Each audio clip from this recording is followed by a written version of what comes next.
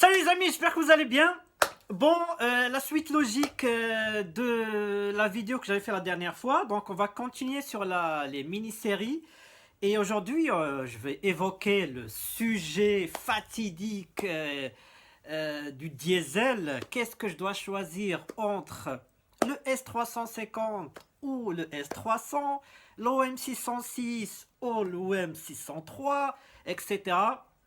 Je vais vous donner encore une fois tous les éléments que j'ai, toutes les informations de façon la plus objective possible.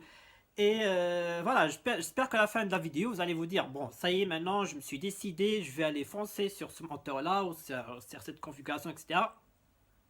Et puis voilà, je pense que, franchement, niveau W140 diesel, on est vraiment, voilà, il y a deux motorisations. Je vais vous donner les petites caractéristiques, droite à gauche. Je pense que le choix va être très très rapide, hein, c'est facile. C'est pas par rapport à l'essence où là on a des multitudes de motorisations, etc. Bon, pour commencer, petit historique, comme à chaque fois. Le diesel, il faut savoir que sur la classe S, le diesel a commencé, ça va vous étonner, encore une fois, j'ai déjà évoqué le sujet, mais qu'aux États-Unis. Ça a commencé aux États-Unis et après un petit peu au Japon. Euh, Depuis, je ne vais pas remonter longtemps, on va aller commencer avec la 116. C'est la première classe S diesel, on va dire, sur que uniquement le marché américain, mais jamais en Europe, ni la 126. C'est ça en fait qui est étonnant. Moi, j'ai essayé de comprendre un peu, j'ai trouvé quelques réponses. En fait, je rappelle encore une fois, pour ceux qui l'ont pas encore compris, c'est que Mercedes vraiment a misé sur le diesel. Elle pensait que le diesel allait être le carburant ou les motorisations du futur. Souvenez-vous que Mercedes, en 1936, a été le premier constructeur au monde à commercialiser une voiture diesel pour particulier, je le précise pour particulier. C'était la W138, la 260 diesel. Hein. Regardez comme elle est magnifique. Oh là là. Voilà. Elle voulait en fait que ça vient de la mode des voitures de luxe à la diesel, que cette mode vient des États-Unis. Voilà, je pense que c'était la logique de dire voilà, on va commercialiser le diesel aux États-Unis, le pays de la Mustang V8 ou de l'essence à gogo, etc. On va voir si cette mode va venir de là-bas, etc. Après, on va importer ces motorisations en Europe et on va voir. C'était le cas, donc ils ont commencé avec la 300 SD, je crois, sur la 116, puis la 300 SDL, la 350 SDL aussi, version longue sur la 126, avec des options parfois de fou, des configurations de malade. C'était vraiment une voiture, mais extra luxe. La 126 en diesel, version longue, je le précise encore. Après, il y a eu la 140, mais uniquement en version courte. Donc là, on revient sur ce qu'il faisait sur la 116, mais qu'uniquement en version courte, mais elle avait accès à toutes les configurations, les options, etc. Il y avait même aux États-Unis, ce qui est impressionnant, sur le diesel, le filtre à particules. Aujourd'hui, on parle du filtre à particules comme si c'était une révolution, mais c'était aux États-Unis, c'était Mercedes qui était vraiment le premier pionnier en matière de filtres à particules, anti-pollution, etc. Surtout en Californie, parce que là-bas, les lois sont draconiennes en matière voilà, de CO2, etc., pollution.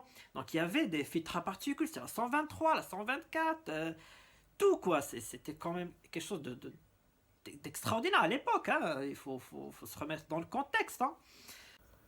Regardez-moi cette beauté, cette belle 123 300 turbo diesel, donc équipé le filtre à particules. Donc là c'est sans filtre et là c'est avec filtre, donc on peut le voir, mais on peut le voir mal ici, mais il est sur le turbo en fait. Voilà. Sur la 124 aussi, donc là on peut voir la différence. Hein. Là c'est avec filtre, là c'est sans filtre. Et là-bas il appelle le trap oxidizer. Donc c'est en gros piège à particules. Là, pareil, hein. Sur la 300 SDL, là c'est sans filtre, et là c'est avec filtre à particules. Et oui, hein. Et du coup, ben voilà, ils ont fait le diesel. Ça a commencé aux États-Unis, encore une fois. Et après, avec la 140, il est aussi commercialisé au départ aux États-Unis. Et après, il est venu en Europe. La question que vous allez me poser, c'est sûr, pourquoi ils n'ont pas fait de version longue en W140? Ben, tout simplement, à l'époque, en fait, la concurrence européenne, notamment BM, etc. Déjà, BM n'avait pas de diesel sur la E32, si je me souviens bien. Ça a commencé avec la E38. Et il n'y avait pas en fait de version courte, version longue chez la concurrence en fait. Et du coup, bah, ils se sont dit, bah, nous aussi, on va pas faire de version longue sur la 140 simplement. Et en fait, Mercedes voulait faire avec le diesel et le petit moteur, le 2,8 litres M104 6 cylindres en ligne, faire en sorte de 140, pas en entrée de gamme, parce que, je rappelle encore une fois, la 140 n'a jamais été une voiture entrée de gamme. C'est vraiment une voiture extra luxe où on a le minimum d'une voiture de luxe. Donc. Mais pour dire, voilà, les motorisations qu'on peut voilà, s'acheter à l'époque sans vraiment atteindre des sommets au niveau des prix, sachant que le diesel coûtait plus cher que l'essence, c'est-à-dire que le moins cher c'était le S280, enfin le 300 SE, mais en 2,8 litres. Et après, voilà, le diesel ça reste quand même un moteur qui était assez cher, parce que le diesel c'est toujours un moteur compliqué, le turbo, etc. C'est pas pareil, c'est pas simple comme moteur, la pompe, etc. Donc voilà, la 140 a été proposée aux États-Unis en diesel S300 SD. Donc il faut faire la différence entre S300 SD et S300 Turbo D. Le S300 SD, c'est tout simplement 3,5 litres turbo diesel. Donc, et c'est la même nomination qui a, à partir de 93 a changé, donc le S350 devenu turbo diesel. Et après, on a le S300 turbo diesel qui, lui, qui a un 3 litres turbo diesel.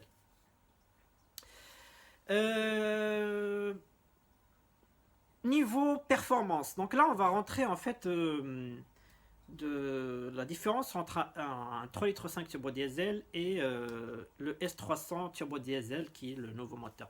Alors, le S350 turbo diesel, c'est l'OM603, donc c'est un moteur qui a existé depuis, je crois, la 126, qui a été modifié, alésé à 3,5 litres pour avoir un nombre de chevaux de 150 chevaux avec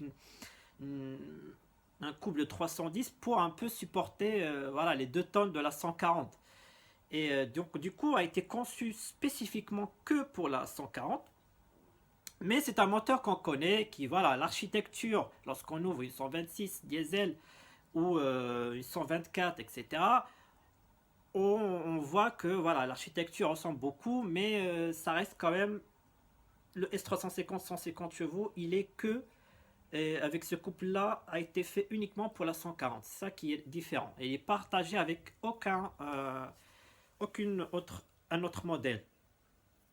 Par contre, le Classe G a eu aussi la même motorisation que la 140, mais en puissance inférieure. Je crois qu'il faisait 136. Un petit peu de ressemblance, mais voilà. Le 150 chevaux, 310 en couple, c'est l'OM603 le plus puissant qui a été fait que pour la W140.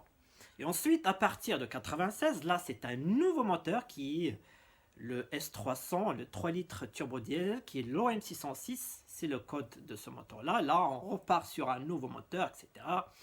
La pompe, même si pompe le turbo, il y a eu quelques petites modifications, mais c'est en général un peu pareil. Mais là, on passe par contre à 24 soupapes qui développent 170 chevaux.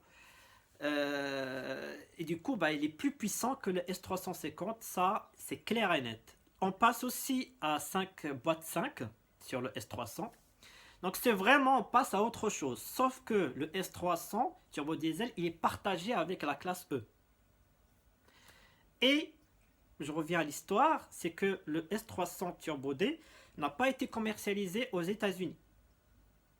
Parce que là, Mercedes a décidé d'arrêter carrément de faire du diesel là-bas parce que les homologations deviennent de plus en plus strictes et dures, surtout en Californie, où le S350 à un moment donné n'est plus autorisé à être vendu en Californie, donc c'était plus compliqué de développer à chaque fois les motorisations sur le territoire américain et le marché nord-américain. Et depuis la 140, les Américains n'ont plus le droit au diesel jusqu'à... Il y avait une série limitée sur la 221, je crois, en 350 Bluetech. Mais c'était très très limité. Après, il y a eu Dieselgate et après, le diesel n'est plus revenu aux États-Unis. On le voit en fait sur la 140 que Mercedes a vraiment fait le diesel vraiment pour les passionnés. Parce qu'il faut savoir que les Américains en raffolent du diesel, le vieux diesel euh, euh, Mercedes. Et aujourd'hui, ils sont quasiment... Moi je vois, je suis dans les forums, ils sont tristes de voir qu'il n'y a plus de diesel chez eux, etc. Mais ils n'ont pas eu droit au S400 CDI, etc. Donc voilà, c'est vraiment fait pour les passionnés. On n'achète pas une voiture de luxe diesel pour la consommation. On achète une voiture de luxe diesel Mercedes pour la passion, surtout la classe S. Après, la 123, etc., les petites motorisations, bien sûr, c'est pour l'économie. Mais sur des grosses voitures comme ça, c'est vraiment fait pour les passionnés. Et ça, Mercedes l'a compris, surtout sur la 140. Donc voilà, deux motorisations différentes. On a 12 soupapes sur le S350, 24 soupapes sur le S300, 150 chevaux, 177 chevaux. Voilà, c'est 4 vitesses, 5 vitesses. Il faut savoir que le S300, quand il est sorti, il y avait une petite vignette, là, un petit autocollant sur le compteur de vitesse où c'est écrit 210 vitesse max. Donc ça veut dire le S300 turbo diesel, c'est un avion de chasse, je vais vous le dire honnêtement.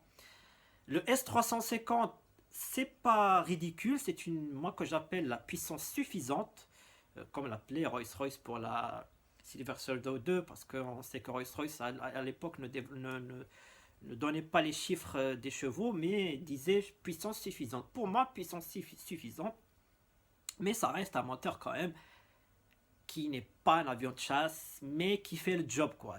Moi, je suis très satisfait. J'ai jamais été ridiculisé sur autoroute, ça marche très bien, etc. Mais voilà. Personnellement, l'idéal, ça aurait été le 3 litres 5 en 24 soupapes. Là, ça aurait été le top. Voilà. Mais c'était pas possible parce que mettre du 24 soupapes sur du 3 litres 5, ça va polluer encore plus. Donc voilà, c'est pour ça qu'ils ont réduit la cylindrée du 3 litres, du diesel. Ils sont passés du 3 litres 5 à 3 litres. Avec 24 soupapes, là, niveau pollution, voilà, ça va. Mais s'ils avaient fait ça sur le 3 litres 5, ça aurait été waouh. Mais bon, voilà. Donc du coup, pour finir avec le niveau performance, bien sûr que le S300 TD est plus performant, plus puissant, il n'y a rien à dire dessus. Donc voilà, si vous voulez un moteur diesel plus performant, plus puissant, partez sur un S300, cherchez pas. Si vous voulez, vous êtes passionné par le vieux diesel, etc., vous aimez l'architecture du vieux diesel, partez sur un S350. Mais je vais revenir sur ce point-là après. Niveau fiabilité, là on va parler du sujet qui revient à chaque fois et qui parfois qui est agaçant, c'est que malheureusement, je dis malheureusement, le S350, l'OM 603 sur la 140 a une étiquette sur le front qui est pas fiable. C'est un moteur pas fiable, qui fait des joints de culasse, etc. Blablabli, blablabla. Moi, personnellement, je vous le dis, hein, moi, la mienne, elle a 538 000 km aujourd'hui. J'ai jamais eu de soucis avec. Est-ce que c'est un miracle? Non, c'est pas un miracle. Il n'y a pas de miracle dans la mécanique. Une mécanique bien entretenue, c'est une mécanique qui dure. Mais je veux revenir sur le sujet. Pourquoi il a été gravé dans le marbre que le S350 n'est pas fiable? Regardez les amis, cette belle 300 ST. Vous imaginez? Vous pensez vraiment que Mercedes va s'aventurer à vendre des moteurs pas fiables aux États-Unis avec toutes les conséquences qu'il peut y avoir là-bas? Parce que là-bas, je peux vous dire une chose, c'est que ça rigole pas. Franchement. Là, cette chaîne-là de diesel Mercedes, c'est quelqu'un qui est vraiment passionné de diesel. Là-bas, c'est des malades. Parce que là-bas, les États-Unis, vous comprenez, là-bas, ça rigole pas. Hein. Je me souviens, moi, j'étais aux États-Unis quand j'ai visité la dernière fois. Je suis passé par le cimetière Volkswagen. On appelle ça là-bas le cimetière Volkswagen. Vous savez, le Dieselgate, où les Américains ont droit à une reprise de leur véhicule au prix d'achat neuf, plus 10 000 dollars d'indemnité. Voilà, on appelle ça préjudice moral. Donc, du coup, ils ont ramené tout leur Volkswagen. Il y avait un grand cimetière et des Volkswagen neuves. C'est quelque chose de fou. Mais qui sont là, ils attendent. Voilà. Il faut rajouter aussi un petit peu de jalousie quand même, parce que le reste du monde n'a pas eu droit à, voilà, c'est beauté comme ça, la 300 SD turbo diesel, la 116 turbo diesel, le projet C111, le premier, c'est ce qui a lancé la classe S en diesel. Je vous invite à regarder ce projet-là, il est magnifique, C111, mais que les Européens n'ont pas eu droit. Voilà, regardez, ça c'est la 116, comme elle est belle. Voilà quoi. Et surtout la concurrence qui a aussi joué, parce que comme ils n'ont jamais accepté une voiture de luxe avec un moteur diesel, ils ont poussé ça et il y a eu, je pense, un petit peu de jalousie. Il fallait casser en fait à 140 diesel. Donc du coup, le premier, comme ça a été le premier moteur diesel sur une voiture de luxe, et bien il est tombé sur ce moteur là et du coup on lui a collé tout et n'importe quoi. Donc, voilà, moi la seule d'où ça vient en fait, je pense que ça vient de ça. Dire que l'OM 603 n'est pas fiable, c'est vraiment insulter les ingénieurs Mercedes. Et même aussi, il faut aussi dire, si on peut dire ça sur la 140, il faut le dire aussi sur la 124, sur la 126, etc. Donc c'est vraiment malheureusement, c'est une réputation qui est tombée dessus. Puis ça. Maintenant, je pense que la mentalité change, donc je pense que les gens vont comprendre que c'est un très bon moteur. Regardez les amis, cette magnifique 350 SDL. Oh là là. Regardez, hein. Oh là là là. Oh là là là là. Ah bah oui, c'est pour ça, je comprends. Hein. Les gens, ils étaient jaloux des Américains de voir que ils ont des configurations comme ça, des motorisations à eux, tout seuls et tout. C'est pour ça. Mercedes, vraiment, a mis le paquet. Regardez les frigos et tout. Donc voilà, encore une fois, ils voulaient vraiment que le luxe au diesel vient des États-Unis. Donc c'est pour ça qu'ils ont mis le paquet pour. Voilà. Franchement, elle est magnifique. Oh là là là. Eh oui. Pour ça, les gens étaient jaloux et les grands constructeurs de luxe, ils voyaient arriver des luxes comme ça et ils se sont dit oh là là, faut qu'on arrête cette folie parce que sinon nous on va disparaître. Malheureusement c'est ce qui s'est passé après. Enfin oui, Jaguar a failli disparaître, hein, mais bon, Jaguar a pris très très en retard le sujet du diesel, mais elle a fait n'importe quoi. Mais bon, aujourd'hui Jaguar c'est aussi été racheté, enfin bref. Les meilleurs, les visionnaires ont résisté, hein, la preuve. Sans oublier hein, le Classe G, le 4x4 Deluxe de référence de Mercedes à l'époque. Lui aussi avait l'OM 603. Donc pensez pas qu'il n'y avait pas ici une sorte de campagne de calomnie et de publicité mensongère envers le OM603 W140 uniquement pour stopper donc le diesel sur les voitures de luxe. C'est tout simplement, il faut juste réfléchir un petit peu, hein. Parce que s'il y avait le moins de soucis, on serait aperçu, hein, parce que voilà, c'est le même code moteur OM603, que ce soit 126, 124, classe G, etc. Bah, voilà. Donc faut vraiment arrêter de vraiment dire ouais, pas fiable, etc. Parce qu'aujourd'hui, on est maintenant à plus de 29 ans après la sortie de la 140, on sera aperçu que le 6 n'est pas fiable. Parce qu'aujourd'hui, quand vous tapez sur le bon coin, il n'y a que des S350. Hein.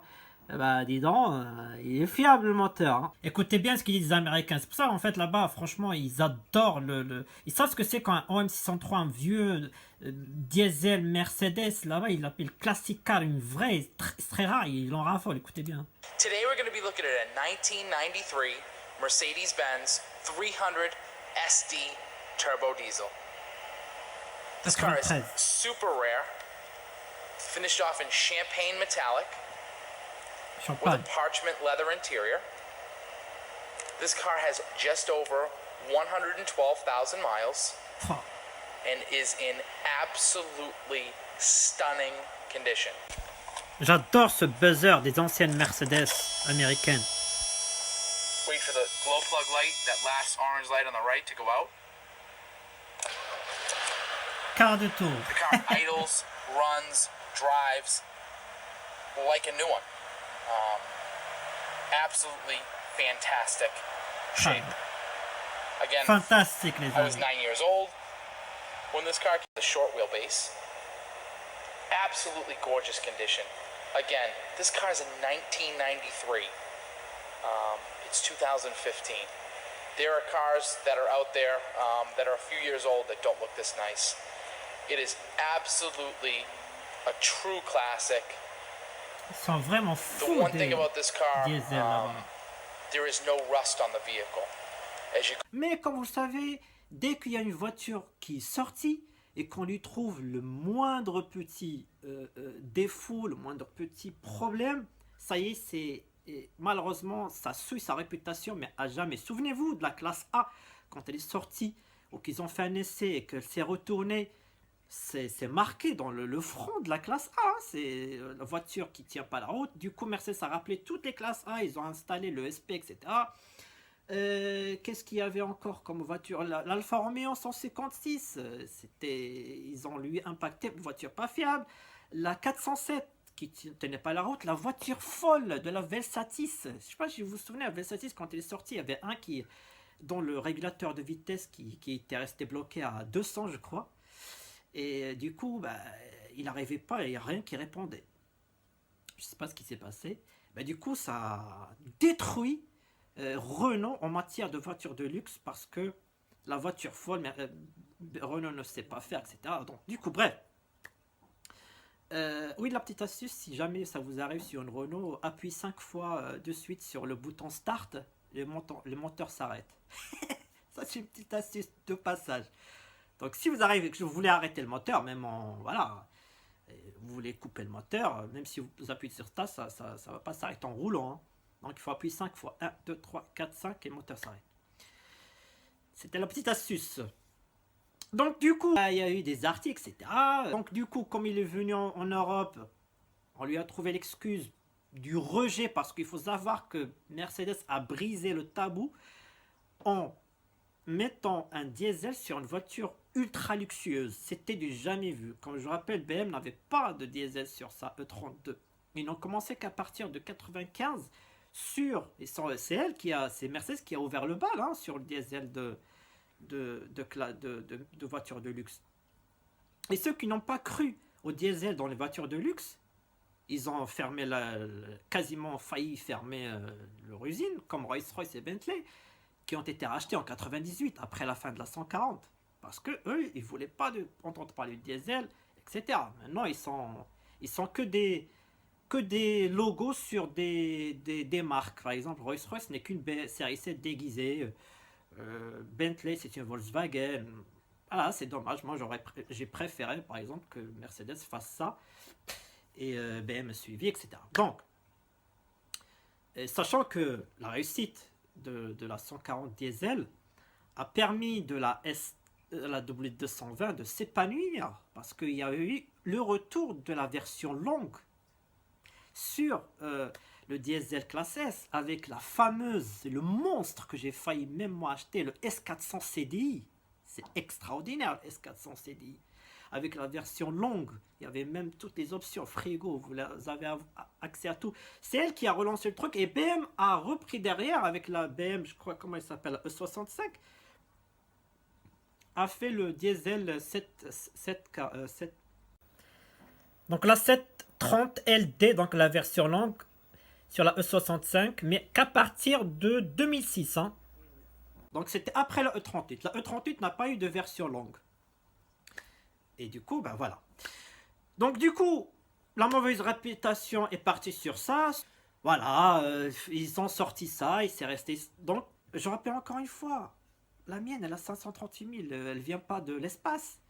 Bon, niveau fiabilité, encore une fois, S300, 24 soupapes, c'est quand même un moteur très très performant. Il est très fiable. J'ai des amis qui ont aussi des compteurs qui affichent plus de 500 000 km. Les deux motorisations sont vraiment très très fiables.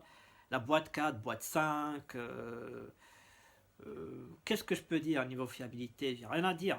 Je suis moi-même l'exemple vivant de ma Lady Di. Voilà, je peux pas dire ouais attention, non, pas fiable.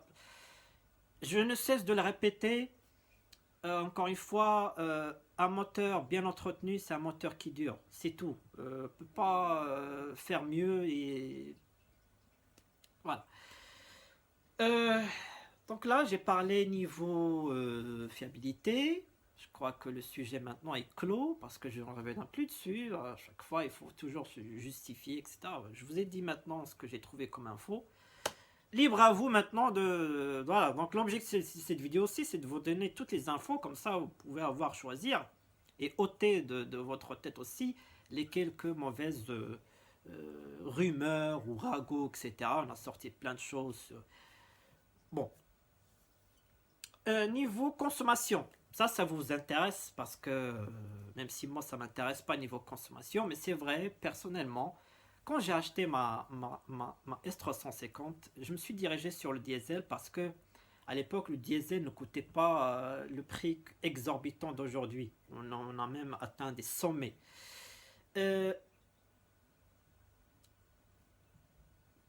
Aujourd'hui, je peux dire que acheter ou rouler avec un S350,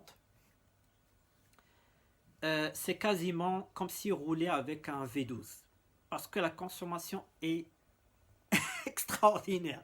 Le S350, il consomme en mixte entre 11 et 13. Sur autoroute, ça descend rarement en dessous de 10. C'est vraiment, il faut vraiment... voilà, 9,5, mais vraiment, c'est rare, hein, je vous le dis honnêtement. En national, là, ça peut descendre à moins de 9, mais là aussi ça dépend de si c'est stable, etc. Le S300, il a 5 vitesses. Ça joue très important, le S300. Ça, c'est très important. Parce que sur autoroute et en national, le S300 consomme vraiment pas beaucoup. Pas beaucoup, mais ça reste quand même des consommations qui sont assez importantes par rapport à des voitures d'aujourd'hui ou de diesel d'aujourd'hui, mais il consomme moins que le S350 d'à peu près. On va pas aller plus loin, hein, c'est 1 litre et demi moins que le S350 parce que la 5e vitesse joue un rôle important. Là où vraiment la consommation sont quasiment pareilles, personnellement je pense que même le S350 consomme moins en ville par exemple. parce que voilà, il n'y a pas beaucoup de changements de vitesse, il n'y a pas c'est un gros moteur, donc gros moteur ça consomme toujours moins qu'un petit moteur, ça il faut le savoir, hein. Et surtout en mixte. Et le S300, voilà, c'est pas vraiment, il n'y a pas, on va dire, il n'y a pas vraiment de différence. On peut, voilà, ça dépend en fait. Mais en mixte, en ville, c'est, voilà. Par contre, là où ça joue le rôle très important, c'est en national et sur autoroute. Là, 5e vitesse, voilà, on baisse le régime, voilà. Le S300, mais ces deux moteurs consomment, voilà, je vous le dis honnêtement, je ne vais pas vous dire le diesel, parce que c'est un diesel là où ça jouait à l'époque. Parce que quand elle était sortie en 91, le diesel n'était pas le prix qui est affiché aujourd'hui. Le diesel coûtait pas cher. Et par conséquent, comme il coûtait pas cher, bah, ça rattrape un peu la surconsommation qui par rapport à un V12 ou un V8. Vous comprenez maintenant? Donc ça rattrape le coût d'achat du diesel au carburant était quand même pas cher par rapport à aujourd'hui. Maintenant, acheter ça pour faire une daily, mais juste parce que ça consomme bien, non les amis, n'achetez pas de diesel, hein. Achetez à la rigueur le S300, mais achetez pas le S350, c'est même pas la peine. Si vous êtes passionné, là ça change. Si vous aimez le diesel, moi j'aime le diesel Mercedes, j'ai toujours adoré le diesel Mercedes. Là j'achèterai un V12, c'est clair, mais je garderai quand même mon diesel. Mais si je dois me poser la question, est-ce que j'achète un S350 ou un S300 pour consommer moins et parce que c'est pas là pour la consommation, les amis, achetez un V8 hein, directement, je vous le dis, hein. Vaut mieux aujourd'hui, vu le prix de l'essence, etc. Et si vous n'êtes pas passionné, je rappelle encore une fois, si vous n'êtes pas passionné de diesel, ça ne sert à rien d'acheter du diesel pour la consommation. Ça, c'est clair. Après, je ne vais pas revenir sur le sujet parce que la consommation, pour moi, c'est pas quelque chose qui m'intéresse sur une voiture comme ça. Mais à l'époque, voilà, ça valait le coup, mais aujourd'hui, ça vaut plus le coup. Je vous le dis honnêtement et en toute sincérité. Si vous n'êtes pas passionné des diesel et que vous voulez acheter un diesel pour la consommation, pour moi, c'est mauvaise route parce que vous n'êtes pas passionné. Vous allez acheter quelque chose qui ne vous passionne pas, il va consommer pas plus qu'un V8 ou un V12, hein, et vous n'allez pas vous amuser avec. Donc, à quoi ça sert? Donc, voilà, moi c'est mon avis personnel. Après, voilà, si vous êtes passionné du diesel, achetez, si vous voulez consommer moins, mais en daily, partez sur un S300. Si vous aimez du diesel, mais vous s'en foutez de la consommation, mais vous aimez le vieux diesel, etc., partez sur un S350. Voilà. C'est tout ce que je peux dire au niveau ce sujet-là. Ensuite, qu'est-ce que je peux dire niveau... Donc là, j'ai abordé consommation, fiabilité, l'entretien. Bon, les deux... Il y a le S350, il a une particularité, c'est que ça consomme, c'est un moteur qui aime boire de l'huile. Donc, ça consomme de l'huile. Moi, quand je l'ai acheté, j'étais à environ, c'est écrit sur mon manuel, hein, j'étais à environ 1 litre d'huile tous les 1000 km environ. Donc, voilà.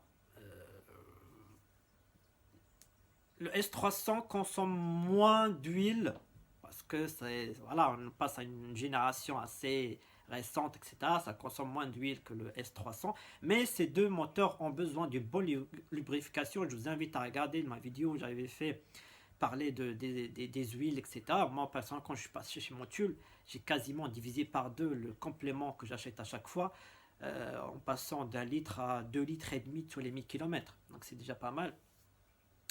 L'erreur que font beaucoup de gens, c'est qu'ils font une vidange avec une huile, mais les compléments, ils les font avec d'autres huiles, etc.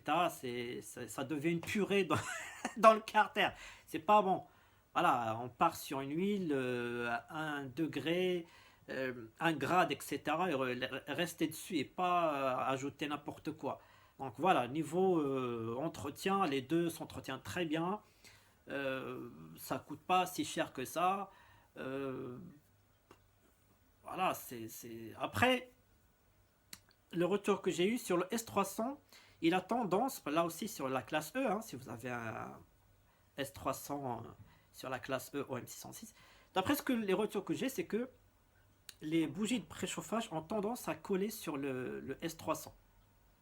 Donc moi, ce que je vous conseille de temps en temps, essayez de visser, de regarder un peu, voilà, de temps en temps. Ne les laissez pas trop et changez-les, même avant les préconisations. Changez-les de temps en temps, ça coûte pas cher. Changez-les et puis c'est tout.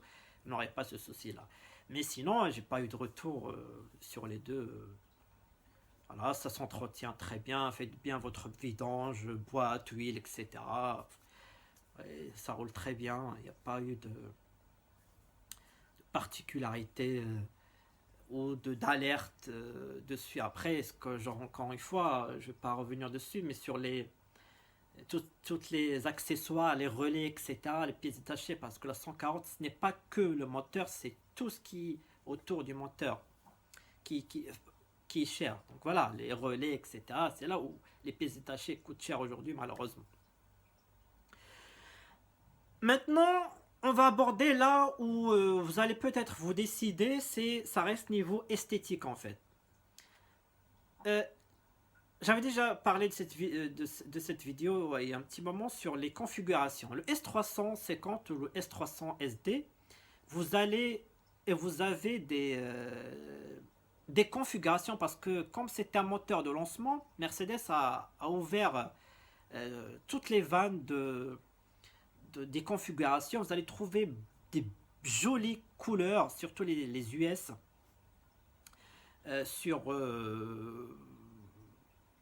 vous allez trouver du champagne, vous allez trouver du velours, vous allez trouver plein de configurations sur le S300, le 300 ST ou le S350, enfin, jusqu'à 95, 96. Et à partir de 96, vous allez repartir sur le S300, sachant que il y a eu 25 000 S350 environ, unités, et 7 000 S300. Et c'est là en fait le choix, vous allez avoir plus de choix sur le S350, donc sur les avant 96, et moins de choix sur les 96, parce que 96, il y en a, comme je dis, 7000 exemplaires. Et sur les 7000 exemplaires, vous allez trouver 90% qui sont soit gris métallisé, soit bleu nuit, soit noir. Vous n'allez pas vraiment trouver, c'est rare de trouver un bordeaux par exemple, ou un vert bouteille en S300 TD. C'est extrêmement rare. Et voilà, les configurations, le S300 restent quand même très rares. Et S300, les premières générations, il y a beaucoup de configurations. Ça, c'est clair. Après, encore une fois, pour l'esthétique, l'architecture du moteur, le S350, moi, personnellement, je trouve assez beau et reprend vraiment le bloc moteur de la W140, il remplit très bien. Le S300, je trouve un petit peu léger, mais bon, ça reste quand même joli. Qu'est-ce que je peux dire? Le S300, vous n'aurez jamais de antennes de recul. Ça, voilà, c'est la différence en fait. C'est les antennes de recul. Parce qu'en fait, la dernière fois, j'avais parlé sur une vidéo où j'avais dit que le S350, vous n'aurez pas de climatronique par exemple. Bah, je me suis trompé en fait. Parce que en fait, les dernières générations de S350, ils ont le climatronique et ils ont aussi les radars sonores. Et oui, ça, j'ai découvert ça. Je pensais. Parce que les radars sonores sont sortis en 95 environ. Et du coup, bah, le S350 était déjà en vente. Et du coup, bah, il a bénéficié des radars sonores et de la climatronique aussi. Mais il a gardé toujours les feux arrière orange. C'est ça la différence. Donc la différence entre deux niveaux esthétiques, en S350, vous pouvez tout avoir. Les antennes de recul, la clim à bouton et la climatronique. Le S300, vous allez trouver que la climatronique et que les radars sonores. Vous ne trouverez jamais les antennes de recul ni la clim à bouton. C'est tout. Voilà. Donc c'est vraiment question de goût qui vous laisse le choix de choisir. Est-ce que je veux un moteur plus puissant, plus moderne, avec les radars sonores, etc. Partez sur le S300. Est-ce que je veux une configuration assez rare, avec une couleur assez exotique, etc. Mais là, même si c'est trop rare, mais vous allez trouver un S350 avec ça. Est-ce que je veux un vieux moteur diesel et un petit peu de modernité? Il y a les exemplaires 96, même s'ils sont rares.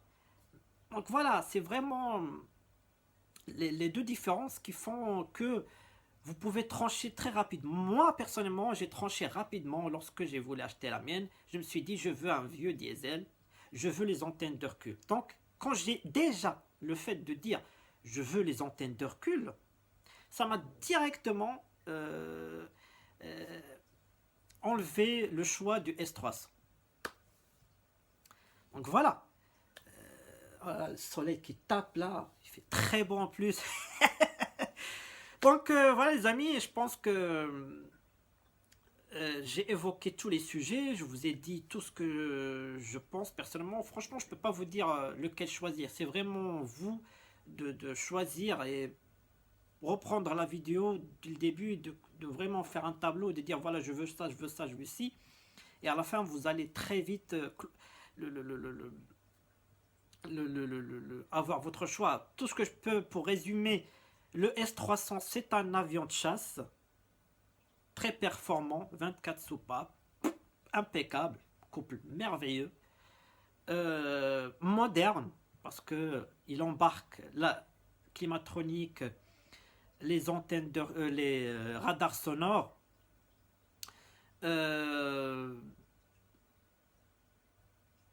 voilà. Après, le S350, il peut embarquer, il peut être moderne, mais le moteur n'est pas plus puissant que le S300, le dernier. Mais il fait le job, etc. Je veux des antennes de recul, je n'ai pas le choix, il faut que j'achète le S350. Voilà, c'est vraiment... Il faut faire ces questionnements-là. Et à la fin, vous allez vous décider d'acheter. Sachant que vous allez avoir plus de choix sur le S350 que sur le S300. S300, comme j'ai dit, il coûte aussi extrêmement cher. Bien sûr, parce qu'il y a 7000 exemplaires. Hein, c'est pas... Donc, il coûte plus cher que le S350. Les pièces, comme le moteur, il est partagé avec classe E. Il y a plus de pièces qui sont en commun. Mais sinon, les deux, ça reste des beaux moteurs, très performants. Et c'est à vous maintenant de trancher et de se décider, de dire voilà, je veux maintenant ça, ça y est, je repars sur ça. Et je ne me pose pas de la question, etc. Maintenant, comme je rappelle encore une fois, il ne faut pas acheter le diesel pour la consommation. Il faut l'acheter si vous êtes passionné. Voilà, aujourd'hui, on est en 2020. On approche les 29 ans, bien l'année prochaine ce sera les 30 ans de la 140. Ce n'est plus une voiture économique, ce n'est pas une voiture économique et ce n'a jamais été une voiture économique. C'est une voiture qui consomme, c'est une voiture qu'on doit entretenir, qui coûte de l'argent. Si on l'achète, c'est pour s'amuser et pas pour avoir un neuf sous le pied. C'est mon raisonnement d'aujourd'hui. Voilà. Personnellement, j'aurais toujours une 140 diesel et à côté une essence parce que j'adore les deux motorisations et c'est la meilleure configuration d'avoir les deux en même temps. Comme ça, on a vraiment le dernier des derniers parce que le S350 c'est le dernier gros moteur à injection directe. Le S300 c'est le dernier moteur injection directe diesel. Le V12 c'est le dernier plus puissant moteur atmosphérique de Mercedes.